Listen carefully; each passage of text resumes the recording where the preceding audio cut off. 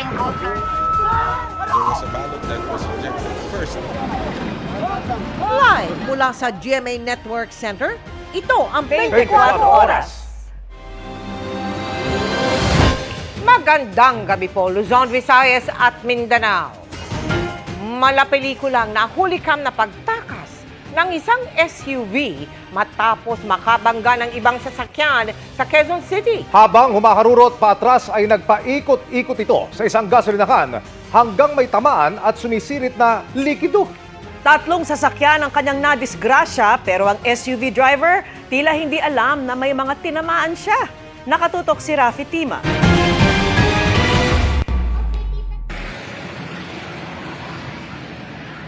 Makikita ang isang pulis sa viral video na ito na kinakausap at tila may pinagagawa sa driver ng puting SUV tanghali kanina sa bahagi ng North Fairview sa Quezon City. Maya-maya pa, humarurot pa atras ang SUV at pumasok sa isang gasolinahan. Ilang beses itong nagpaikot-ikot doon dahilan para mabangga ang ilang gamit tulad ng drum ng tubig. Kapansin-pansin din na patakbo ang mga tao sa gasolinahan dahil sa pagharurot ng SUV. Bago ang nahulikam na insidente, may isang van na palang ilang beses binangga ang SUV habang nakapark sa gilid ng kalsada. Ang may-ari ng sasakyan na si Rowena, nasa loob daw nang maramdaman nilang umuuga ito. Maraming tao naglabasan at sinasabi na binabangga na daw po yung sasakyan namin. Tapos tinignan ko sa likod, ay oo nga, binabangga na tayo. Pero hindi ho ganong kalakas. Hindi po ganun naman kalakas, pero mapapagalaw ka po naman. Ang driver ng van sinubukan daw katukin ng puting SUV.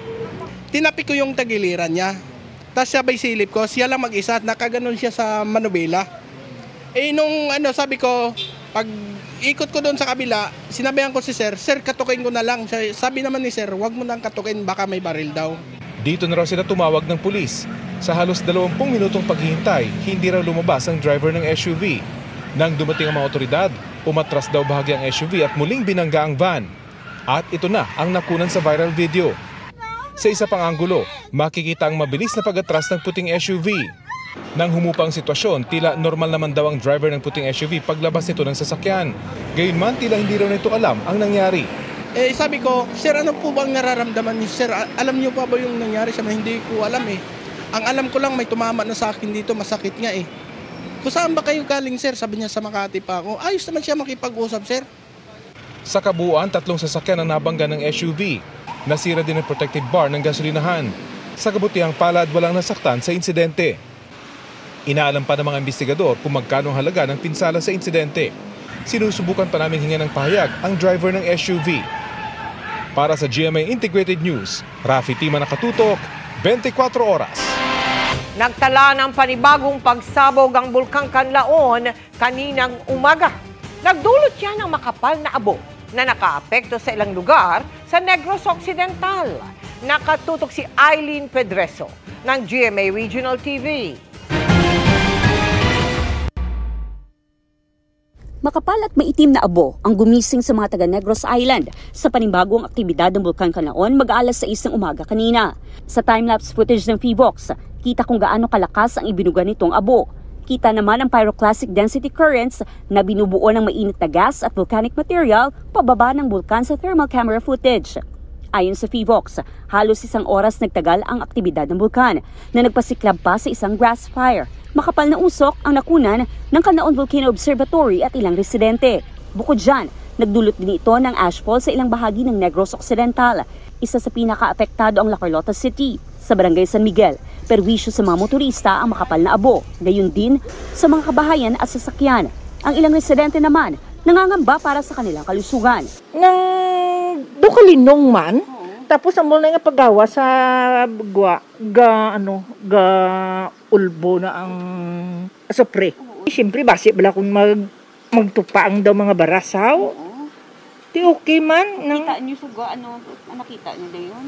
Amo na abo na. Naman ikagason ang napaminsan mong apo ko may hapo. Nakita ko gatimbuok na sa babaw. Tiyan mo na dahil nagingagaw ko di puli sa San Miguel. Sakay ko sa salakyan ng sangyasang Raal. Nagingagaw ko, hingagaw man sila pa sa Raal. Hindi nagigya makita ang dalan nga muna niyo. Pero kulba eh. Pero nagano lang nga, hindi man siya maglupok kay sungaw mo lang na mo galing kay ang amon, delikado lang ang asupre. Tapos tisubong kinanglan kami tubig. Sa tala ng Locarlota City LGU, may mahigit 1,900 pang individual sa loob ng evacuation centers simula noong Disyembre.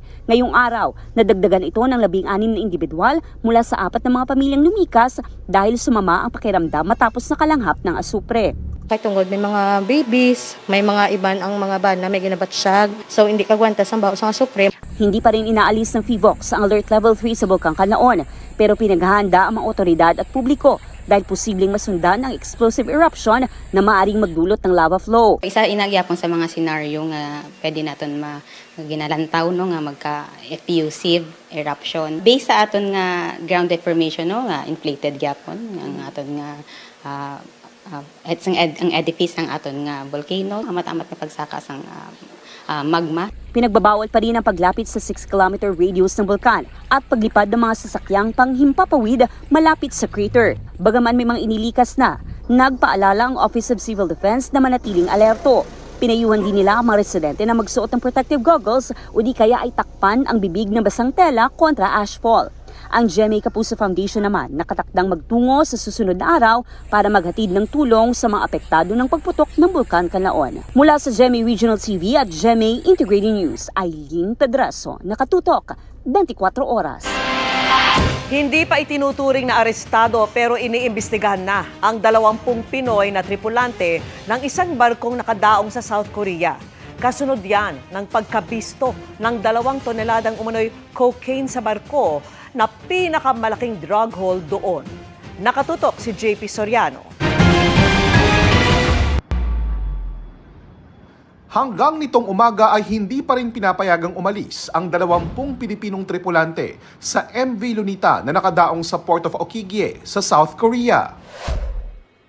Pinasok ang barko ng Korea Customs Service at Korea Coast Guard at nakitaan ng kontrabando ang nadiskubring hidden compartment sa likod ng engine room. Nang laslasin ang kinuha nilang package na may logo ng isang luxury brand, tumambad ang puting substance at nang suriin bistadong cocaine pala ito. Mahigit 50 kahon na mga umano'y cocaine ang nasamsam. Sa bigat na 2 tonelada, ito na ang itinuturing na pinakamalaking drug haul sa kasaysayan ng South Korea. Under investigation ngayon ang mga Pilipino. If they make a determination na may guilt itong mga Filipinos, then they will tell them, you cannot leave. Right now, they can't leave. Pero doesn't mean they're being arrested. Bago nito ay dumaan sa Mexico, Ecuador, Panama at China ang Norwegian flagged cargo vessel na puro Pilipino ang crew. Pero if they make determination of probable cause, meaning that it's their responsibility, it's their fault, they were trafficking drugs, then they'll be charged. Possibly, most probably detained back. Right now, they're not detained. Ayon sa Reuters report, ang Federal Bureau of Investigation o FBI ng Amerika ang nagtip sa South Korean authorities na may laman umanong kontrabando ang MV Lunita. Pagdaong sa pantalan, hinalughog ang barko hanggang matagpuan ang mga cocaine. Hindi pa malinaw kung may kinalaman ang mga tripulanteng Pilipino sa nabistong droga. Ang naiulat ay sa engine room na natagpuan at eto, kasama na yan sa investigasyon kung sino ang mga sangkot, kung meron man kasama sa mga tripulante at kung ano man ang mga detalye, kung nasa saan o ano ang mga location at involvement ng bawat tripulante on board. Ayon sa JJ Ugland Companies, ang may-ari ng MV Lunita, nasa barko pa ang mga Pilipino at nakikipagtulungan na ang abogado nila para tulungan ang mga Pilipino. Inaantay pa nila ang resulta ng investigasyon at kikilos ng naaayon sa magiging resulta nito. Giit pa nila, hindi nila kinukonsinte ang anumang iligal na gawain at sinusunod lahat ng alituntuning may kinalaman sa seguridad at kontrol sa routines na kailangan sa kanilang operasyon. Hinihintay pa namin ang tugon ng manning agency sa Pilipinas ng mga Pilipinong tripulante. Pero ayon sa DMW, nakausap na rin daw nila ang mga ito. Para sa GMA Integrated News, ako po si JP Soriano, nakatutok 24 oras. Nasawi ang isang babae matapos mabangga ng bus habang tumatawid sa EDSA Carousel. Nagdulot yan ng pansamantalang pagbigat ng daloy ng trapiko. Nakatutok si Marisol Abduraman. Wala ng buhay at halos di makilala ang babaeng ito sa tindi ng pinsala sa ulo matapos masagasaan sa bahagi ng EDSA busway sa Cubao, Quezon City. Ayon sa mga saksi, tumawid ang babae sa busway bandang alas 9 ng umaga. Nakita niyo po muna siyang patawid. Opo, dala niya yung kalakal niya. Tumawid po siya. Tapos po biglang may kumalabog. Nung pagkalabog, napatingin ako sa bus. Suminto po yung bus. Mabilis ba yung bus? Hindi naman po namin namalayan na... Ang nakambangga namang bus, basag ang windshield sa kanang bahagi. Kwento ng isa sa mga sakay ng bus. Tumawid galing sa kabila ng EDSA ang biktima bago lumusot sa pagitan ng mga concrete barrier. Iniwasan na niya yung mga sasakyan dyan para tumakbo siya. Tapos tumakbo siya, yun din ang dating ng bus. Hindi na makontrol kasi bigla siyang sumulpot. Huli na makita siya ng driver. Hindi niyo siya napansin sa malayo. Hindi na po, medyo traffic po dyan. Kaya natakpan siya sa mga sasakyan dyan. Bigla siyang tumawid. Napansin ko na, ma'am, sa harapan ko na, ma'am. Git pa ng driver, hindi naman mabilis ang takbo ng bus. Kasi puno po ako ng pasahero. Pasensya na po kayo, di ko sinasadya yun, ma'am. Ayon sa nakuha naming impormasyon, ma'am, galing sa bus driver, ang kanya pong takbo ay 30 kilometers per hour. Pero amin pa pong aalamin sa CCTV po namin na makukuha, ma'am. Ayon po sa kanyang salaysay, ma'am, ay yung babae daw po ay bigla pong sumulpot. Nakakulong na ang driver ng bus na humingi ng pasensya sa nangyari. Sasampahan pa rin po ng kaso na reckless imprudence resulting in homicide. Mahigit isang oras nang hindi madaanan ang busway na ito sa bahaging ito ng Cubao. Kaya naman ang mga bus sa regular lane na dumadaan kaya kapansin-pansin ang pagbagal ng daloy ng mga sasakyan dito sa EDSA. Muling paalala ng mga otoridad, mag-ingat ang mga dumadaan sa busway. Ang mga pedestrian naman, pinaalalahan ng dumaan sa tamang tawiran. Bawal na bawal po talaga tumawid po dito kasi po bawal way po ito, delikado po talaga ito, bawal po talaga. Marami po tumatawid, ilabesa po sinabihan namin, ayaw po rin talaga. Para sa GMA Integrated News, Marisol Abduraman, nakatuto 24 oras. Pinagpapaliwanag ng Korte Suprema ang isang kapartido ni dating Pangulong Rodrigo Duterte dahil sa pagbanggit na naglabas ang korte ng TRO laban sa pag-aresto kay Duterte kahit hindi naman. Nakatutok si Salima Refra.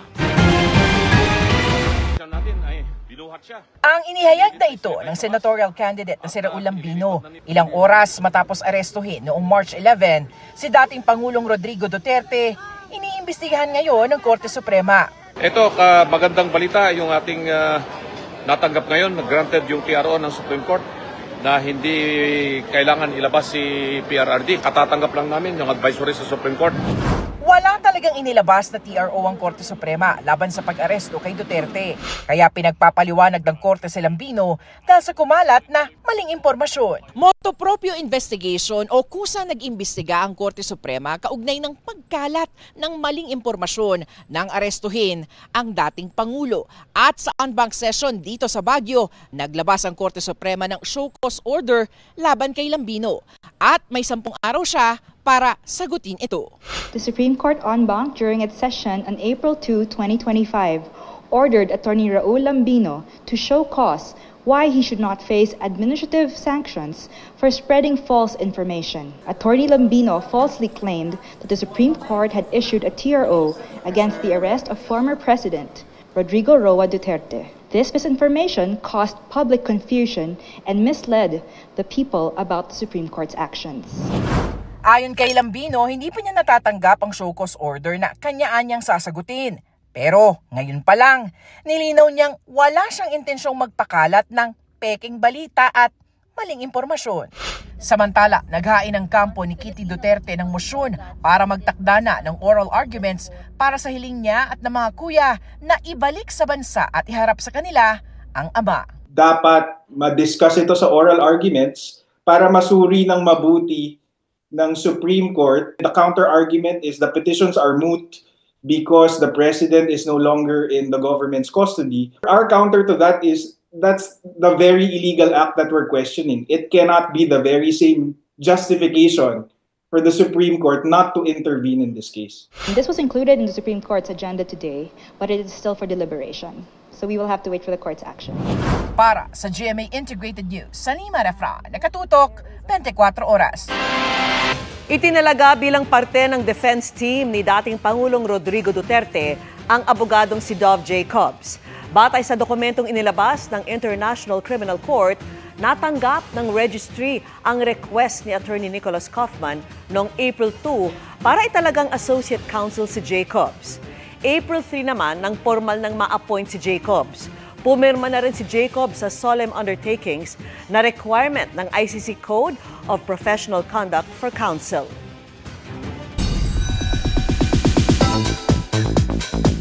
Good evening mga kapuso! Very happy si Carmina Villaruel ngayong nagsimula na ang taping para sa upcoming Kapuso series na pagbibidahan nila ng buong Legaspi family.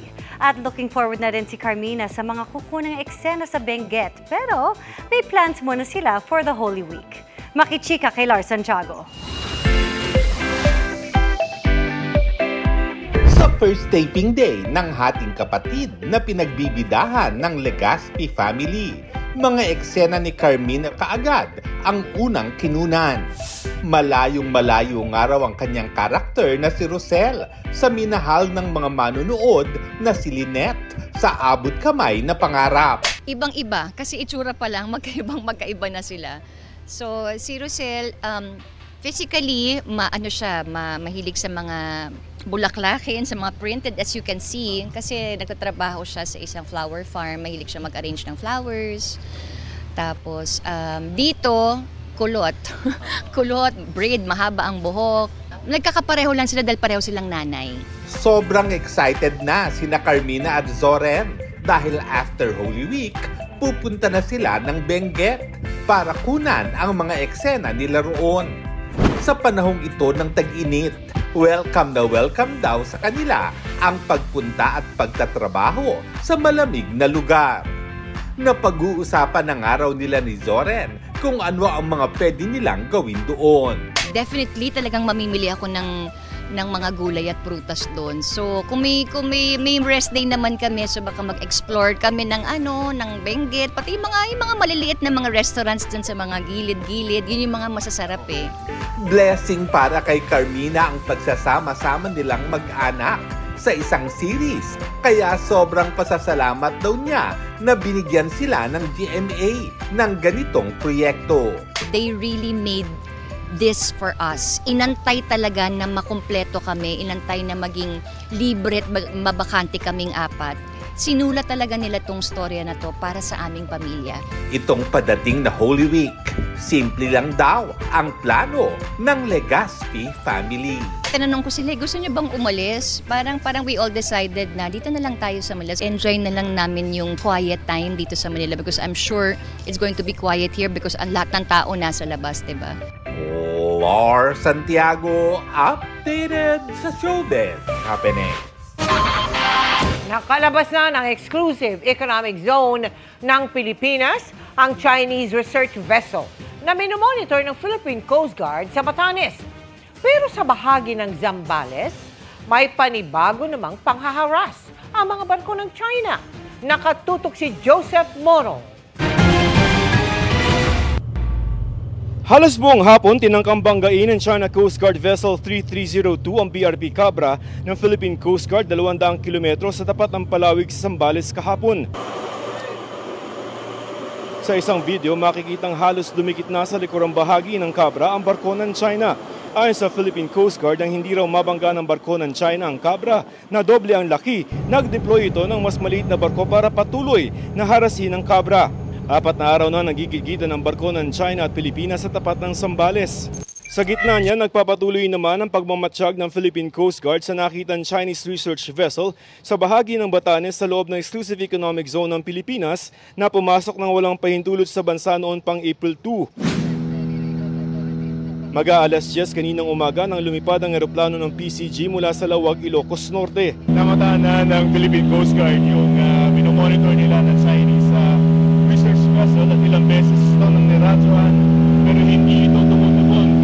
minsan sa mga radio challenges na ibinigay ng PCG. Halos 1.5 oras na kami sa ere nang may namataan kaming isang barko pero isang tanker lang pala ito. Ilang minuto pang nag-ikot ang eroplano ng PCG hanggang may namataan pa kaming isa pang barko. Ilang beses itong niradyohan.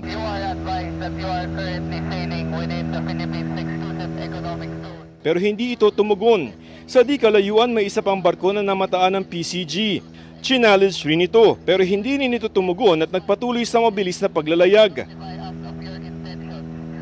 Hindi pa nakikilala ang dalawang barkong namataan 47 nautical miles o halos 100 kilometro hilagang silangan ng Batanes. Nasa border na ito ng air zones ng Taiwan at Pilipinas. Ayon sa PCG ngayon, nakalabas na ng EEZ ang nakitang Chinese research vessel na Songshan Dashu kaninang 1:00 ng hapon. Pero may isa pang research vessel na namataan 50 kilometers sa silangan ng Santa Ana, Cagayan. We are still not certain, no? Kung ang ginagawa lang nila is basically freedom of navigation dahil nasa labas naman siya ng territorial waters. Hinihingan pa namin ang payagan China ukol sa naturang research vessel pati ang panibagong pangharas ng kanilang mga barko sa barko ng PCG sa Zambales. Para sa GMA Integrated News, Joseph Morong, nakatutok 24 oras. Humingi ng dispensa si Misamis Oriental Governor Peter Unabia sa mga pahayag kaugnay ng Bangsamoro Autonomous Region in Muslim Mindanao sa isang campaign rally. Personal niya yang ipinarating sa ilang Muslim leader sa isang interfaith council sa Cagayan de Oro City. Nag-ugat ang kontrobersya sa tanong niya sa mga kababayan kung gusto nila mangyari ang mga pambobomba tulad sa BARM. Sabay banggit pa sa mga Maranao kaugnay ng isang insidente ng umano'y harassment. Sa bagong dialogo, napagkasundo ang paiigtingin pa ang pagkakaintindihan para mapanatili ang kapayapaan at kaayusan sa lugar. Mas mapapadali ang pagmamanman ng Pilipinas mula sa ere kahit madilim dahil sa mga high-tech drone na ibinigay ng Australia. Makatutulong ito sa Philippine Coast Guard na nagbabantay pa naman sa West Philippine Sea. Nakatutok si Chino Gaston. Drone na may night vision kaya kayang kumuha ng litrato at video sa gabi. At isa pang klase na kaya namang tumagal ng ilang oras sa himpapawid. Ilan lang yan sa features o kakayanan ng bagong 20 Unmanned Aerial Systems o UAS na ibinigay ng Australian Embassy sa Philippine Coast Guard. Bahagi ito ng nakalaang 629 million pesos na tulong ng Australia sa Pilipinas na malaking tulong sa Maritime Domain Awareness Mission ng PCG.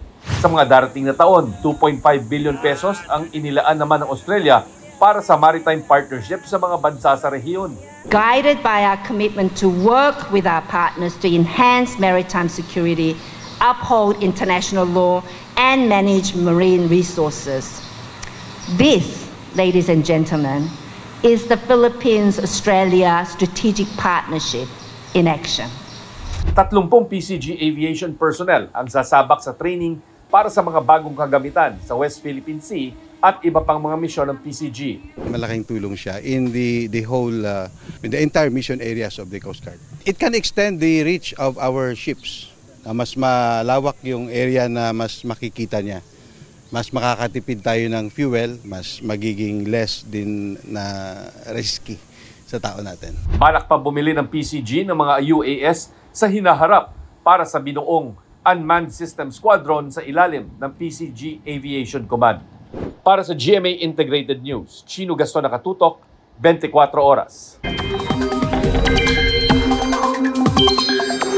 Mga kapuso, maraming lugar ang patuloy na makararanas ng mainit na panahon pero may ilan pa ring posibleng ulanin. Sa forecast ng Pag-asa, nagbabanta ang danger level na init sa 16 na lugar bukas. 44 degrees Celsius sa Dagupan, Pangasinan habang 43 degrees Celsius sa Sangley Point, Cavite, Viracocha, Catanduanes at Butuan City. Nasa 42 degrees Celsius naman sa ilang pang probinsya sa bansa. Sa mga lugar na uulanin, base sa datos ng Metro Weather, may tsansa ng ulan sa Cagayan Valley, Cordillera, Mindoro Provinces at Palawan. May mga kalat-kalat na ulan din sa ilang bahagi ng Visayas at Mindanao. Sa Metro Manila, nananatili ang tsansa ng localized thunderstorms gaya ng naranasan kanina sa ilang lungsod. Bilang gabay naman sa mga kapuso natin sa Negros Island kung nasaan ang nag-aalborotong Bulkang Kanlaon. Bukod sa ashfall o pagpatak ng abo, paghandaan din ang posibilidad ng pag-ulan. Bagamat hindi magtatagal at hindi rin malawakan, maging handa pa rin sakaling magdulot yan ng lahar flow, lalo na kung may thunderstorms. Ang heat index aabot naman sa 39 hanggang 41 degrees Celsius ayon sa Pag-asa. Nabawasan ng bilang ng mga Pilipinong walang trabaho nitong Pebrero kumpara noong Enero. Mula sa mahigit 2 milyon o 4.3% ng labor force, bumabayan sa 1.94 million o 3.8% batay sa datos ng Philippine Statistics Authority. Pero bahagyayang mas marami kumpara noong February 2024. Paliwanag ni PSA Chief Claire Dennis Mapa, posibleng dumami ang may trabaho nitong Pebrero dahil sa mga aktibidad na may kinalaman sa eleksyon at tag-init.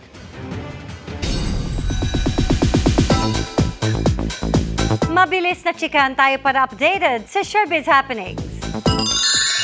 Palaki na ng palaki ang pamilya ng Sparkle GMA Artist Center.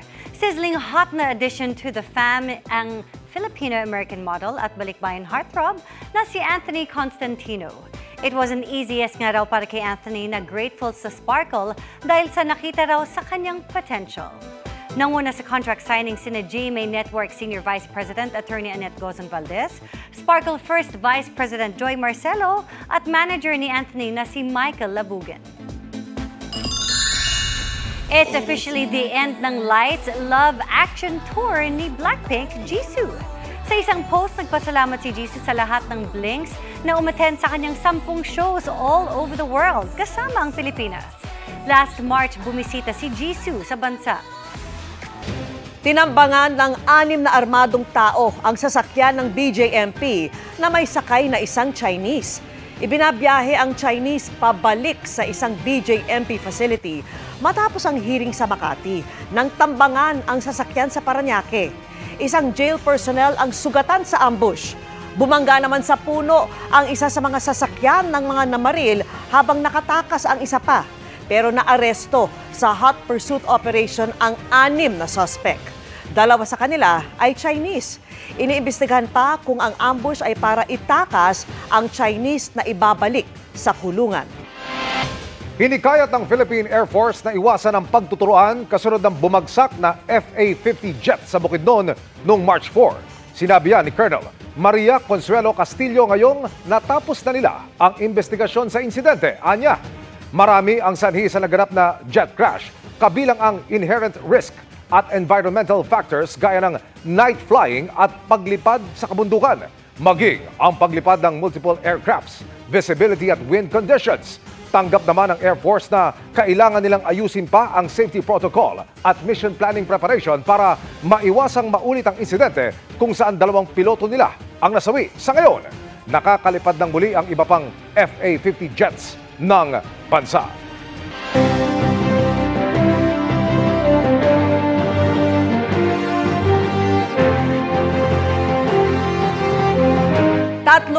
Apat na araw na lang bago ang eleksyon 2025, patuloy sa panunuyo at paglatag ng kanilang plataporma at advokasya ang mga tumatakbo sa pagkasenador.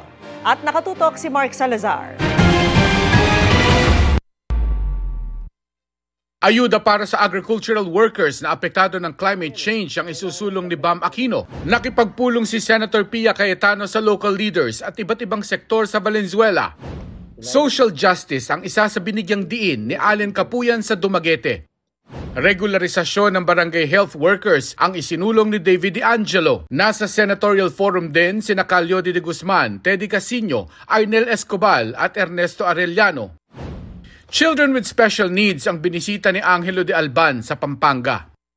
Pagkakaroon ng Super Health Center sa buong bansa ang isinusulong ni Senator Bongo. Inilatag ni Ping Lacson ang kanyang advokasya kontra korupsyon sa pagtitipon ng isang business group. Bumisita naman sa Butuan City si Congressman Rodante Marcoleta. Binigyang diin ni Senator Amy Marcos ang pamamahagi ng mga truck at kagamitan sa mga magsasaka. Libreng pabahay sa mga mahihirap ang ibinida ni Manny Pacquiao. Ibinida ni Kiko Pangilinan ang mga naipasang batas para sa sektor ng agrikultura. Iginiit ni Ariel Querubin ang importansya ng mabuting pamamahala para labanan ng insurgency. Mahalagang papel ng LGU ang iginiit ni Senator Francis Tolentino. Dagdag proteksyon sa mga OFW ang ipinangako ni Congresswoman Camille Villar. Patuloy naming sinusundan ang kampanya ng mga tumatakbong senador sa eleksyon 2025. Para sa GMA Integrated News, Mark Salazar, nakatutok 24 oras. Binigyan ng Department of Education ng mga public school teacher ng 30 araw na uninterrupted flexible vacation. Batay sa updated guidelines ng DepEd, pinahintulutan ng mga guro na ischedule ang kanilang 30-day uninterrupted break mula April 16 hanggang June 1. Pwede itong tuloy-tuloy o kaya staggered basis o paputol-putol. Sakop din ito ang mga alternative learning system teachers at yung mga nagtuturo ng Arabic language and Islamic values education classes.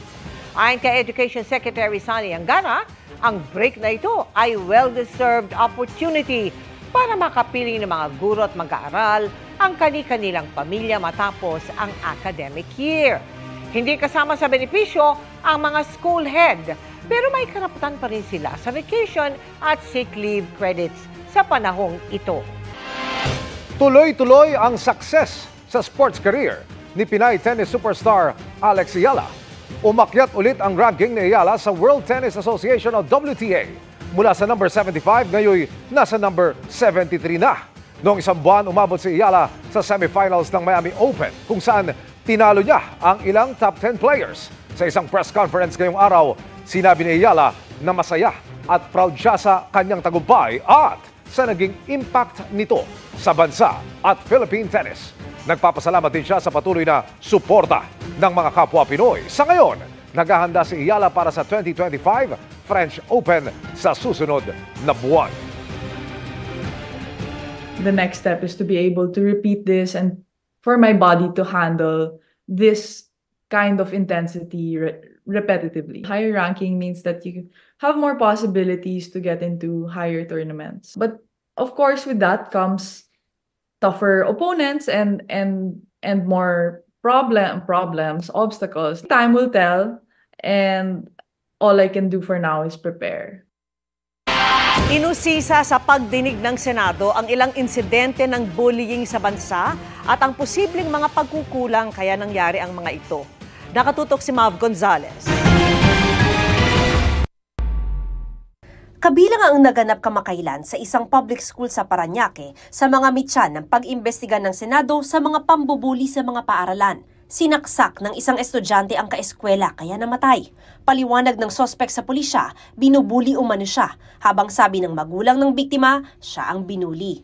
Kabilang sa gustong malaman ng Senado ay kung anong mga posibleng kakulangan na dapat punan para maiwasan yan. Ano ba yung lapses ng school? So, siyempre po, nagme-meeting kami. So, unang-una po, sa dami ng estudyante, at meron po akong 11 na watchmen, hindi po security guard. Sabi ng principal, sa hallway lang may CCTV at wala sa mga classroom. Kulang aniya ang seguridad at guidance counselors para sa halos 4,000 nilang estudyante. Dapat po, specialized doon para na ililid yung bata. Meron ding doon na register pero ayaw niya pong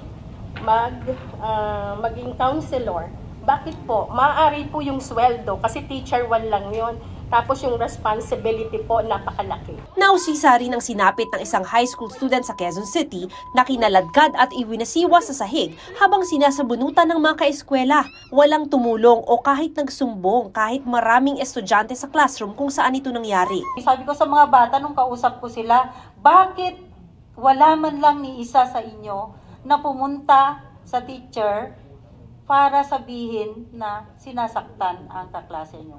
Tapos yung isa po, na kumuha ng video, tinitignan lang po niya yung ibang kasama niya. 2 beses ding napagkaisahan ng estudyante, noong 3 p.m. break time at noong uwian. Bakit itong dalawang incidents hindi na-detect kaagad? Hindi po kasi namin nakita agad yung video.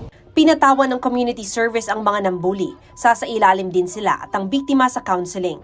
Sa datos ng Department of Education, mahigit 80,000 ang nireport na insidente ng bullying sa buong bansa mula 2019 hanggang 2025. Dagdag naman ng Senate Committee on Basic Education. Tayong pinakamataas na bullying incidents across, again, 70 plus nations.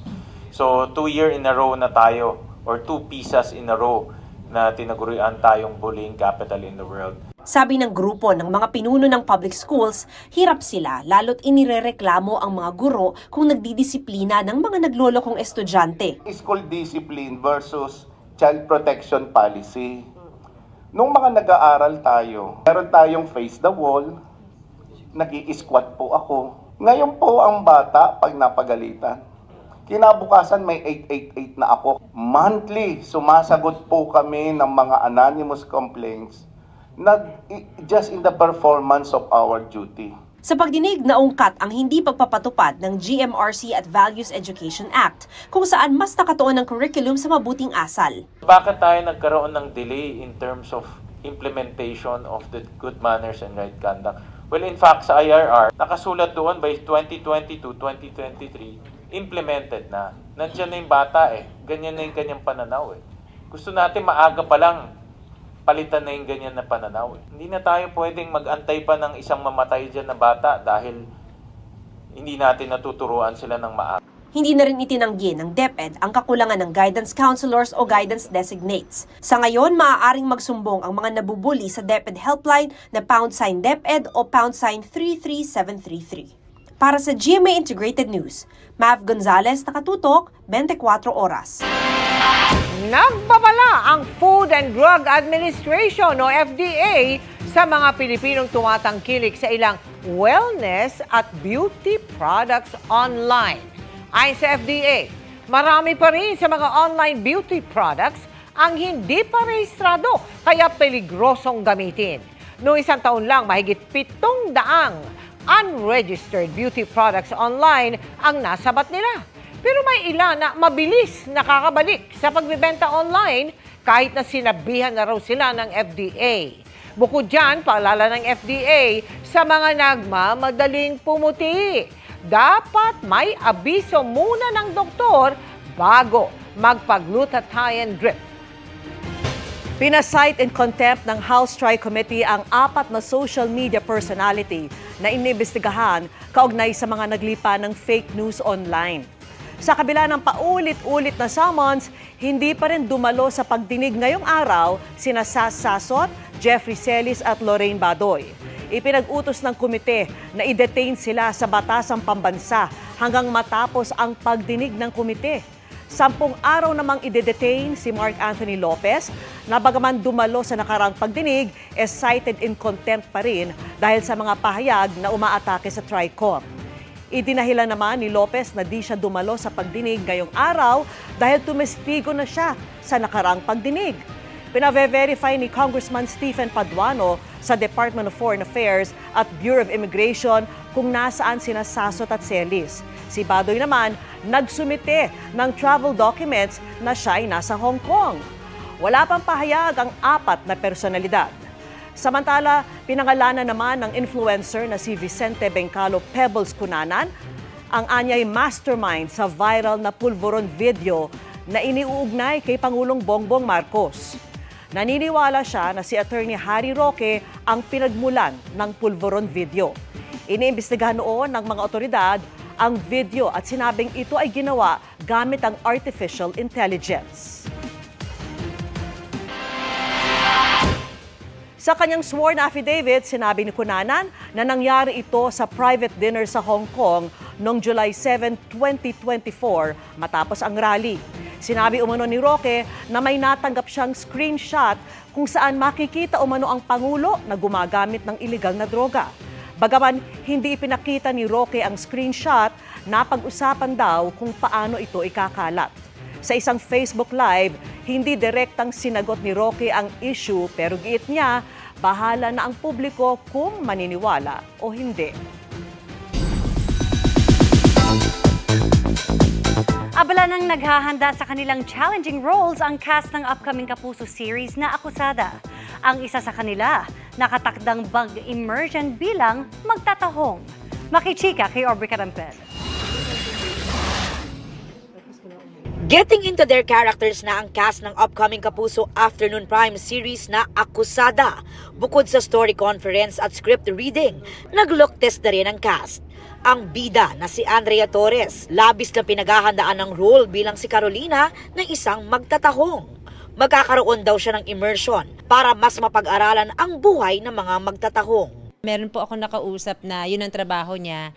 So thankfully naman pumayag siya na ma-interview ko siya, mag-observe ako, and matry ng konti na pumunta talaga dun sa palaot. Kasi gusto ko makita yung life nila. And based din kasi dun mabubuo mo yung kung ano ba yung kinalakihan ng character. Makakatambal ni Andrea si Benjamin Alves na sinurpresa ng cast na nag-birthday noong March 31.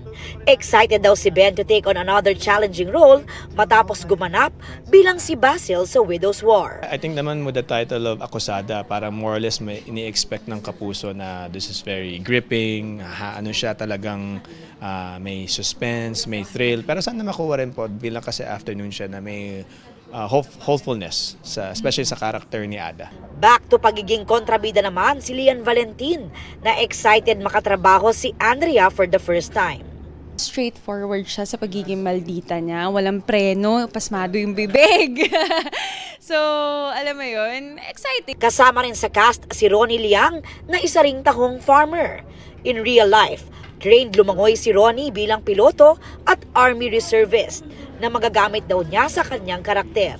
Yung training na tinake ko before, ngayon na-apply ko din sa trabaho dito sa Akusada. Si Marco Masa hiwalay raw muna sa kanyang Maka Love team na si Ashley Sarmiento para sa seryeng ito.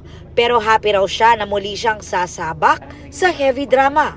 Dito magkakaroon po talaga ng touch of yung mga heavy scenes. Kumbaga mas I'm gonna be trying to connect with, people more para mas matouch ko yung feelings nila. Kasama rin sa cast ng Akusada sina Princess Alia at Jennifer Maravilla sa direksyon ni Dominic Zapata na mapapanood na soon sa GMA Afternoon Prime. Aubrey Carampel, updated showbiz happenings.